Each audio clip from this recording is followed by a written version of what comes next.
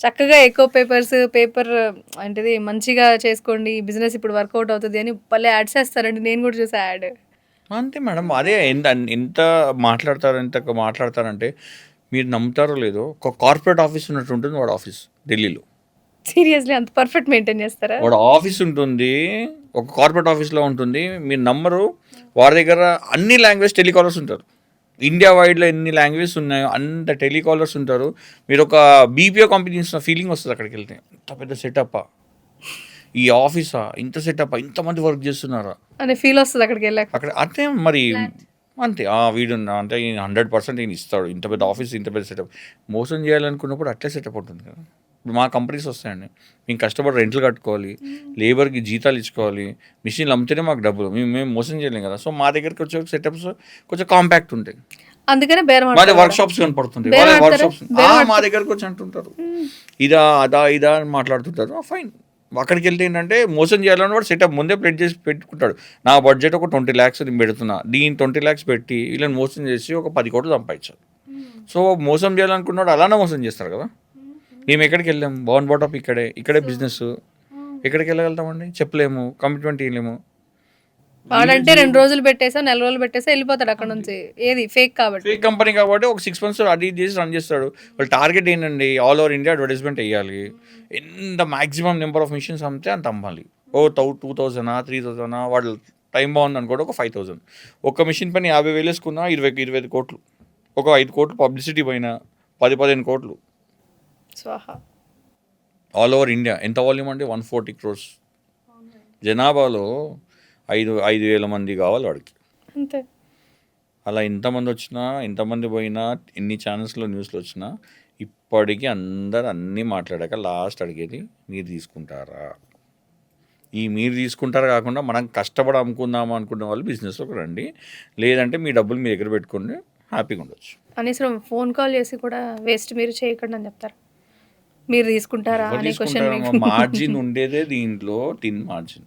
Okay. So దాంట్లో ఎలా తీసుకుంటారండి? మనం చేసుకోవాలి. బిజినెస్ అన్నప్పుడు కష్టపడండి, డబ్బులు ఫ్రీగా వచ్చే డబ్బులు ఇట్లనే మోసపడడం తప్ప ఏం లేదండి. రాకేష్ గారు, మీరు ఓవరాల్‌గా ఈ ఇండస్ట్రీలో ఇప్పుడు ఇంత స్కామ్ మీరు చెప్పగలిగారంటే యూ ఆర్ 60 years 16 ఇంత ఎక్స్‌పీరియన్స్ ఉంది మీకు. 16 years 16 ఎక్స్‌పీరియన్స్. years అండి. అవును.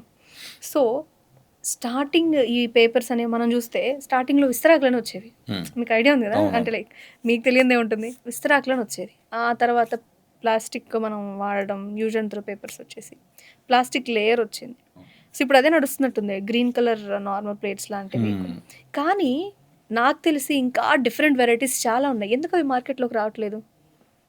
ప్రొక్యూర్మెంట్ ప్రాబ్లమ్ అండి. ఈకో ఫ్రెండ్లీ మన జనాలు కూడా ఎలా ఉంటారంటే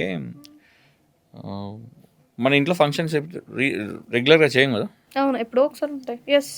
మనము బట్టలకి, డబ్బులకి, వీటికి, వాటికి, భోజనాలకి వేలు డిఫరెంట్ ఒక 20 items 30 items ఉండాలనుకుంటాం కదా. మరి పేపర్ ప్లేట్ కొనేటప్పుడు ఎందుకండి మరి ఎంత తక్కువకి వస్తుంది ఎందుకు? మీరు మంచి మంచి వంటలు ఉంటారు కదా, అవన్నీ తినేదాని దగ్గర ఎందుకు మీరు కాంప్రమైజ్ అవుతారు? ప్లాస్టిక్ అనేది వద్దని అనుకోరు. లో క్వాలిటీ ₹1 50 20 ఎందుకు? మీకు ఈకో ఫ్రెండ్లీ ప్లేట్స్ ఉన్నాయి. మీరు ఒక ఇన్ని వెరైటీ లక్షలు ఖర్చు పెట్టున్నప్పుడు జస్ట్ ఒక హండ్రెడ్స్ ఆఫ్ రూపీస్ ఖర్చు పెట్టడానికి ఎందుకు వెనకాడతారు? అంటే ఇది బాగా కాస్ట్లీ అనే ఫీలింగ్‌లో ఉంటారు కదా. ఎందుకు ఏదో ఇది ₹2 ఉంటుంది, ₹10 ఉంటుంది. ₹10 పెట్టా కష్టం అయిపోతుంది. ఇది ₹1 వస్తుంది, అది ₹4 వస్తుంది. ఇప్పుడు మీరే ఉన్నారు మేడం, మీరున్నారు, నేనున్నాను. ఇప్పుడు ఇక్కడ హండ్రెడ్స్ ఆఫ్ రెస్టారెంట్స్ ఉన్నాయి, రైట్? మీరు ఎట్లాంటి రెస్టారెంట్కి వెళ్దాం అనుకుంటారు? జస్ట్ కొంచెం డిఫరెంట్గా ఉండి, ఆథెంటిక్గా ఉండి, ట్రెడిషనల్గా పెడితే, నీట్గా ఉండి, మెయింటైన్ చేసి, ట్రెడిషనల్గా మనకి ఆకులో పెడితే వెళ్తాం కదా. సో మనం ఎందుకు ట్రై చేయము ఇవన్నీ? అవి అవైలబుల్ ఉండగా కూడా ఆ ₹2 ఎందుకు మనం ఆ ₹2 డిఫరెన్స్కి లక్షలు ఖర్చు పెట్టే దగ్గర ఈ వేల దగ్గర ఎందుకు మనం వెనకాలాడతాం? మనకు తెలుసు కదా ఇది ₹2 వస్తుంది అని. ఇవన్నీ అంటే ఆ మార్కెట్లో అట్లా నాకు పిచ్చి ఎజంప్షన్లో ఉంటారు మేబీ, అందుకే అనుకో. అవైలబుల్ ఉంది madam, product is available in the market. కానీ మన వాళ్ళకి ఏంటంటే చెప్తున్నాను అదే, అన్ని పరవన్నాలు తీసుకొచ్చి ప్లాస్టిక్లో పెడతారు. అయితే నాకు ఇప్పుడే ఒక థాట్ వచ్చింది, చెప్తున్నా. చెప్పండి. ఇంత బతికే తినటానికే కదా, తినేది మళ్ళీ ప్లాస్టిక్లో వద్దురా బాబు అంటే. అది ఎందుకు లక్షలు ఖర్చు పెట్టి ఇన్ని ఐటెంలు పెట్టారని చెప్పి అన్ని వేసి ఆ ప్లాస్టిక్లో పెట్టడం ఎందుకంటున్నాను. మీకు అవైలబుల్ ఉంది కదా, మీకు కావాలంటే నా నెంబర్ ఇవ్వండి, మీకు లక్షలు ఎన్ని ప్లేట్లు అంటే అన్ని ప్లేట్లు ఇస్తాం, పంపిస్తాం. అంతేనా? మీకు ఎన్ని ప్లేట్లు అంటే అన్ని ప్లేట్లు. దయచేసి చెప్తున్నాను, వందల అన్నాలు వండి డిఫరెంట్ వెరైటీస్ వండి ప్లాస్టిక్లో పెట్టకండి. ఓకే. కరెక్ట్. అది కరెక్టే నిజంగా. ప్లాస్టిక్ బాటిల్స్ వద్దంటాం. సరే బాటిల్స్ ఓకే. ఈ ఫుడ్ దగ్గర మనకు ఆప్షన్ ఉంది గదా! ప్లాస్టిక్ బాటిల్స్ అంటే దాన్ని మాక్సిమం రీప్లేస్ చేయడానికి ట్రై చేస్తున్నాను. Is there any option plastic bottles కూడా వచ్చే అవకాశం ప్లాస్టిక్ ఉందంటారా? Bottles it's an micron madam, recycled, they can okay. Be recycle recycled, అయిపోద్ది కాబట్టి ప్రాబ్లమ్ సో లేదు. No issues. కానీ పేపర్ ఇది పేపర్ ప్లేట్ వచ్చేసి యాక్చువల్గా మిస్కన్సెప్షన్ ఏంటంటే it is not plastic or polythene, ఇది పాలిస్టర్. ఓకే. ఓకే, లైక్ మనకి శారీస్కి దేనికి వాడతారు కదండి, ఆ polyester. But polyester least quality polyester. So ఈజీగా సాయిల్ తీసుకుంటారు. సాయిల్ ఇది మెల్ట్ అవ్వదండి, బట్ బెటర్ దెన్ ప్లాస్టిక్ అట్లా అని చెప్పేసి రీసైకిల్ చేస్తారా వీటిని మరి? రీసైకిల్ కాదండి. Okay. It is also not, అంటే ఎలా ఉంటుందంటే అది 100 years అనుకోండి, 10 years అండి ఓ అంతే. But it is not as good as eco friendly. Eco friendly అంటే డీకంపోజ్ అయిపోతుంది కదా మీరు మట్లో వేసేయంగానే. ఆ ఇన్ని సంవత్సరాల నుంచి మనం వాడేది విస్తరాకలే కదా, అదే దాని కింద ఉండేది కూడా పేపరే కదా. దానికి వాడే మధ్యలో ఏదైతే అతికిచ్చే లేయర్ ఉంటుందో అది కూడా ఫుడ్ గ్రేడ్ గమ్, ఆర్గానిక్ గమ్మే కదా. సో అది మీకు డీకంపోజ్ అయిపోతుంది. నేను అదే అంటున్నాను, లక్షలు ఖర్చు పెట్టి మామూలు బిర్యానీ అంటే కూడా ఈ మధ్యలో బిర్యానీ అంటే దుంపుడు బిర్యానీ అని చెప్పి చేపిస్తున్నారు. అది తీసుకొచ్చి మళ్ళీ ఈ ప్లేట్లలో పెట్టే వాళ్ళు, పెట్టే ప్లేట్లు ఏదో 4 మంచి ప్లేట్లు పెడితే తినేవాడికి కూడా బాగుంటుంది, చేసిన వాడికి కూడా బాగుంటుంది కదా. ఈకో ఫ్రెండ్లీ వెళ్దాం అని చాయ్ కప్స్ కూడా ఈకో ఫ్రెండ్లీ అని చెప్పేసి లైక్ పిండితో కప్స్ చేసిన అంత అడ్వాన్స్ వెళ్దామని అనుకున్నాం మనం. ఇక్కడ ఎందుకు కాంప్రమైజ్ అవుతాం? చక్కగా ఈకో ఫ్రెండ్లీకి వెళ్ళొచ్చు కదా. Who is affording? ఇంత లక్షలు ఖర్చు పెట్టి ఇంత చేస్తున్నప్పుడు ఎంత అవుతుంది మేడం? ఒక 500 members వస్తే 2 rupees అంటే 1000 రూపాయలు అండి.